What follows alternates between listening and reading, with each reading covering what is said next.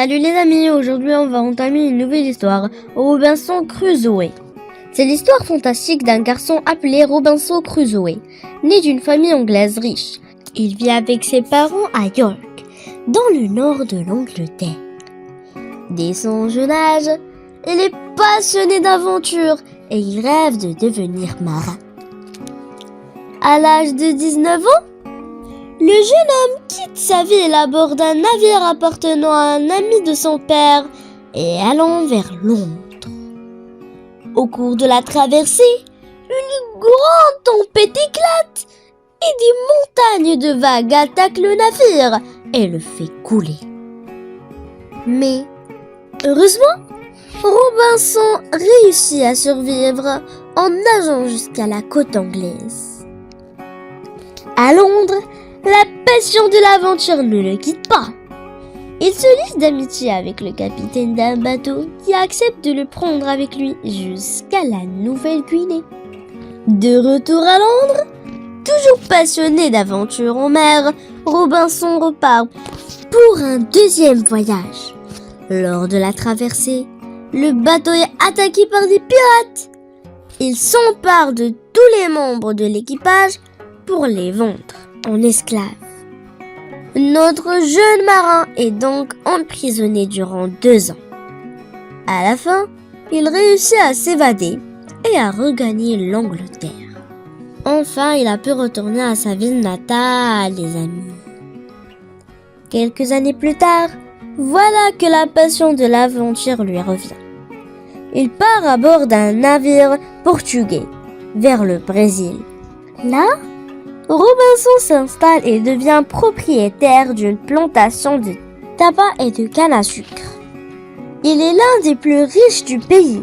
Il mène ainsi une vie prospère et fréquente les riches marchands.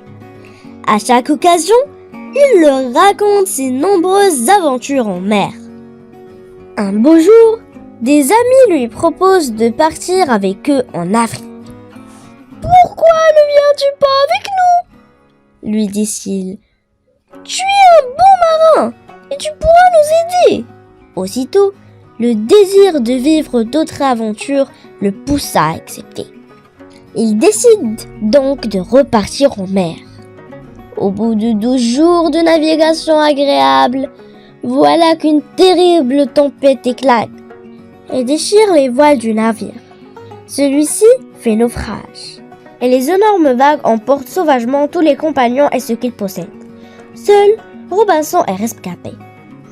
Il part à la nage, luttant contre les vagues jusqu'à ce qu'elles le jettent sur la terre ferme, à moitié mort. Lorsqu'il reprend conscience, il se rend compte qu'il est sur une île déserte, sans aucun signe de vie. Il se réjouit d'être le seul survivant, mais il n'a ni nourriture, ni eau potable. Seulement un couteau, une pipe et un peu de tabac. Le lendemain, la mer se calme. Alors, Robinson repart à la nage jusqu'au navire coulé.